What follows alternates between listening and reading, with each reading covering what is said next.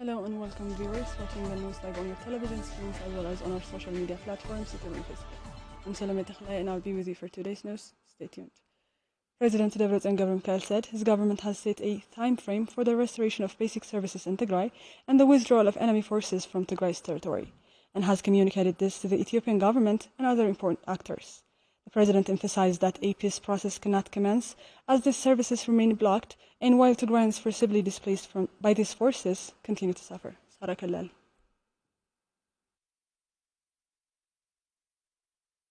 In his latest address to the press, President Tigrai said that his government is yet to take part in any direct talks with the Ethiopian government and stated that his government has made it clear to possible mediators that no process could begin before basic services were restored and while hostile forces continue to occupy and commit gross violations of human rights in Western Tigray. አገልግሎት ይጀመር ይልና አይተጀመረን ንሶሙን ይፈልጥየም አገልግሎት ክጅመር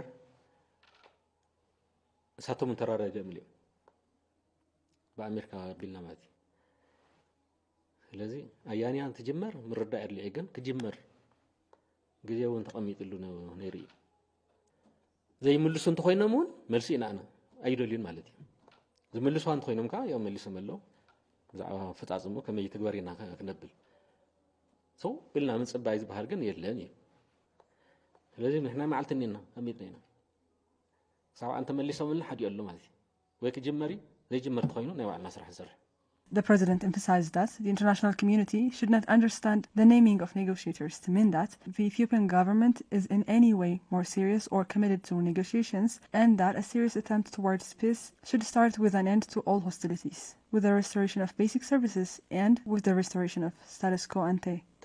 ኮሚቴ ገለመ ለምስዑ ንስኻቱም ከኢሎምና ኮሚቴ ለአኸን ወንተዋይልና ኢና ተራዚ ይፍለጠ እንቶም ኬንያውን ነገርናዮ ዋኸም መሰለ حساب اللي كنت قبرنينا زولون اللواء نسن تيتودع أين مسن. The president also took some time to thank diaspora for the work they have been doing, advocating for their people. بدك زول تقرأي diaspora بقى نسي أمباسادر ناظر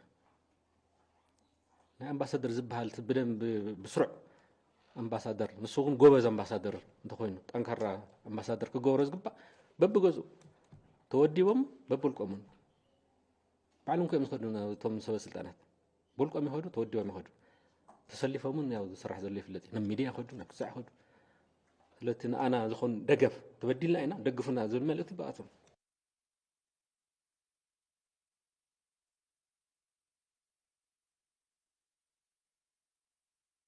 The government of Tigray issued a statement saying it was appalled by a video surfacing on social media that shows mass graves in one of many internment camps holding Tigrayans in the Afar state.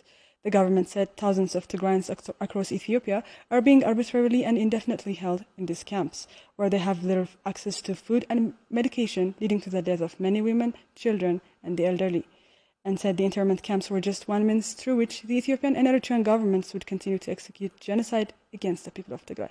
The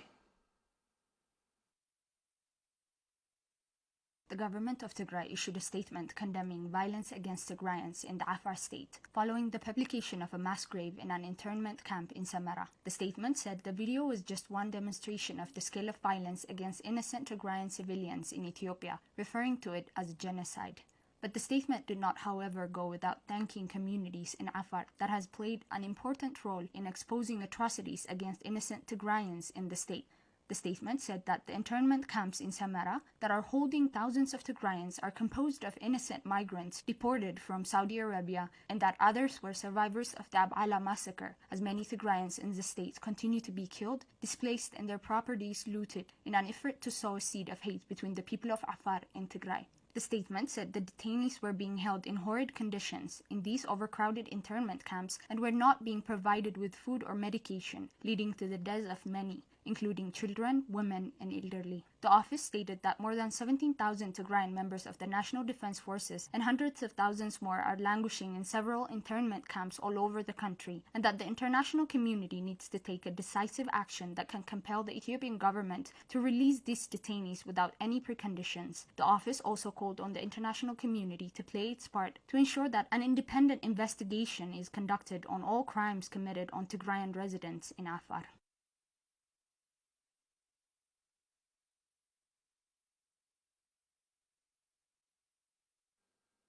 Tigray External Affairs Office issued a statement on the eve of the arrival of UN's International Commission of Human Rights experts on Ethiopia to Addis Ababa. The office said the commission should take all necessary measures to ensure that the investigation is seen as credible by all sides, and including through ensuring the equal participation of all sides. The statement also recalled that the government of Tigray has established a high-level task forces to cooperate with the commission on all necessary matters and vowed its continued support for the commission's work. Abil Zagab reports.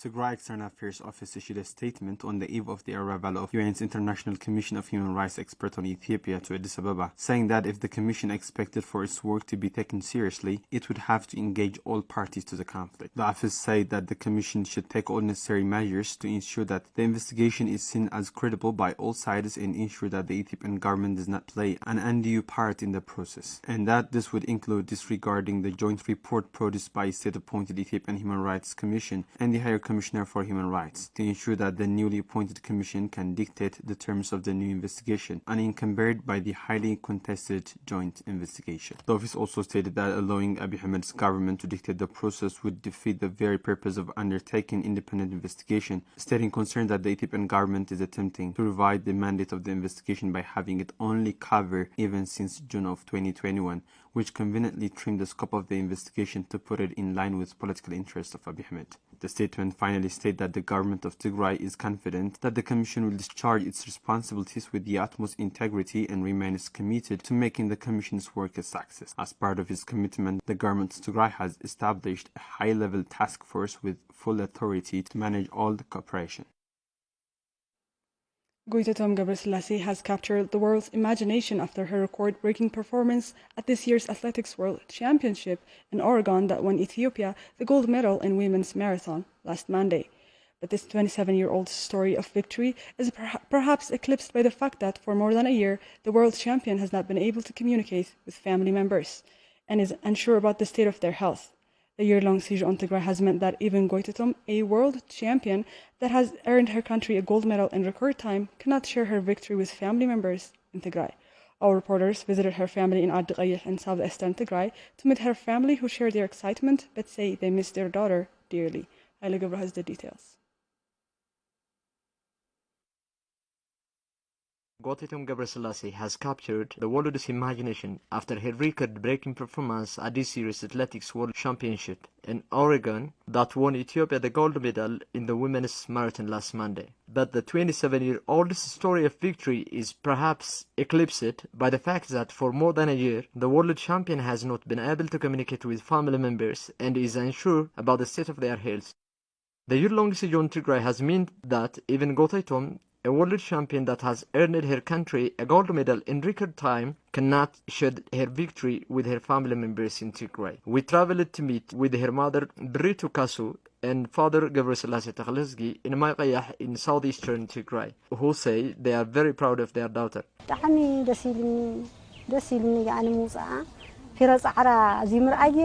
I'm so happy for her. Her efforts bred fruit. I'm very happy about that. But I can't fully celebrate while knowing other mothers are yet to hear from their children. Her parents tell us that it's been close to years since they have heard from their daughter, with the siege blocking all access to the region. It's been 2 years now since we last saw our daughter in person. She used to call us right after a win. We would have a party here with family to celebrate her victories. But now it's bittersweet because we can't share this moment with her. She's sad not to be able to hear from us, and so are we. She would call us every night at 9 a.m. I wouldn't be able to sleep without hearing her voice. I don't know how she's dealing now. She used to call us from wherever she was. She had bought us a phone so we could stay in contact. Her parents say they are hopeful they will see their daughter again soon. But until then, ask us to pass along this message. My beloved daughter, Goteitome, I am very happy. My joy has no bounds. But for our celebrations, whole is to have peace so that we can see each other again. But I want you to know how happy I am about your victory. My daughter, you continue to make the people of Tigray happy and proud. May our happiness be complete and may we see each other again soon. For more than a year now, ordinary Tigrayans have been denied access to vital services such as telecommunication, power supplies, and essential items like food aid and medication. But though all this, Tigrayan athletes have continued to persevere, winning medals for the country that is holding their families hostage. His Holiness Abuna Tesfa Selassie Medhin, Bishop of the Tigray Catholic Church, said, much needed assistance continues to be withheld by the Ethiopian government, affecting the most vulnerable communities in Tigray. Abuna Tesfa Selassie said he supports all efforts towards peace, but asked that the needs of the most vulnerable communities be prioritized. Abraham Gabriel has the details. His Holiness Abuna Tesfa Selassie Medhin, Bishop of the Tigray Catholic Church, called the continued blockade on Tigray a death sentence on the most vulnerable and said it violates international humanitarian laws.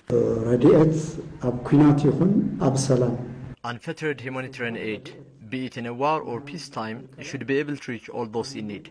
Blocking assistance would mean passing a death sentence on those who are most vulnerable. It also indicates that these forces are using hunger as the weapon of war.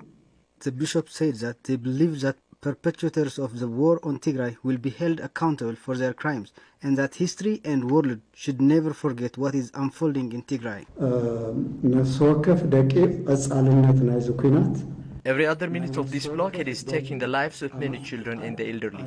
And I am here to tell those that have declared the war and are working to maintain the blockade should be aware that they are committing a sin in front of God and criminal acts for which they will be held accountable. Finally, His Holiness called the warring parties in Tigray to start negotiations, underscoring that the people of Tigray are perishing amid elusive hopes of possible peace talks.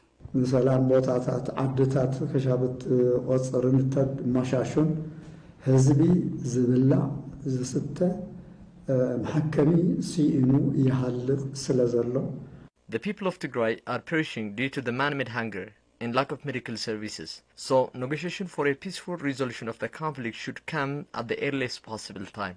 At the religious institute, our church supports all efforts from both parties to bring a peaceful end to this war. Peace is our mission, and we continue to pursue it.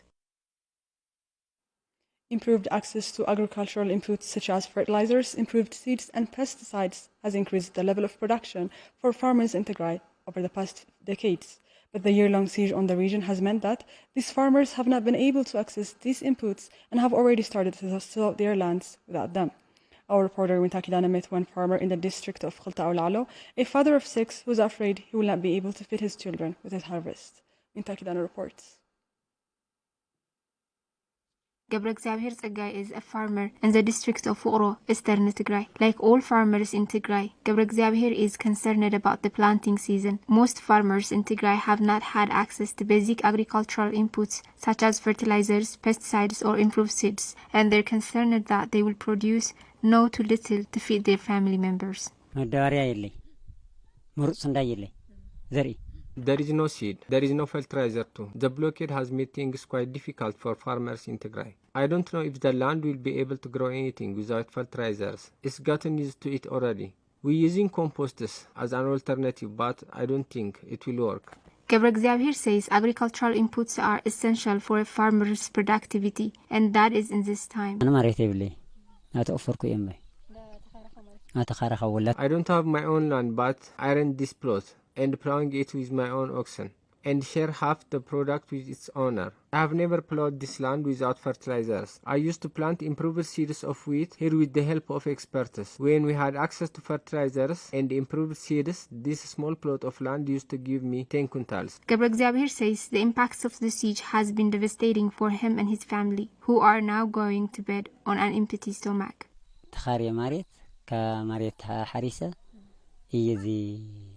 أمحضرة. I'm a breadwinner of my family. I have 7 kids. All of them used to go to school.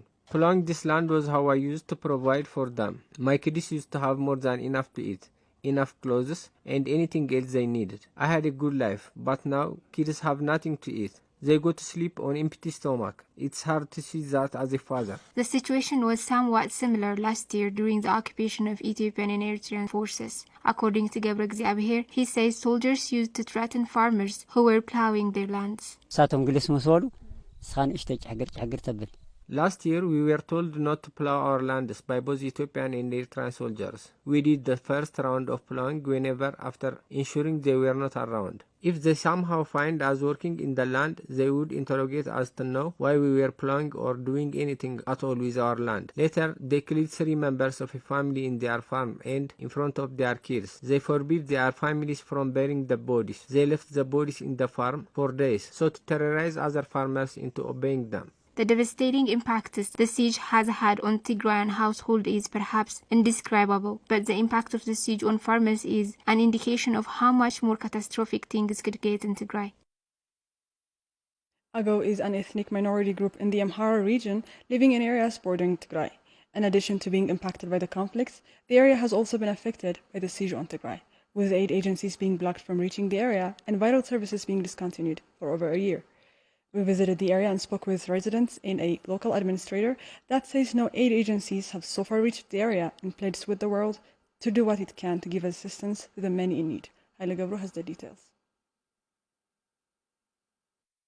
For over a year now, Tigray has been a subject of a devastating siege that has blocked all essential goods and vital services, including the discontinuation of services such as telecommunication and banking, forcing many to starve.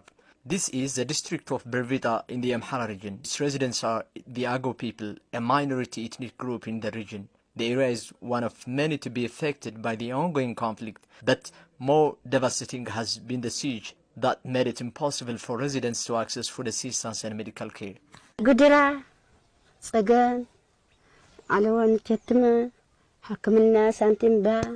I'm in a difficult situation.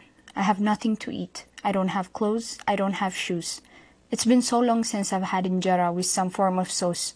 We eat dry injera. We can't even afford to buy paper to eat along with it. The child you see here, I don't know what to feed her. If I'm able to find some food, I give it to her and hope the feeling of hunger goes away.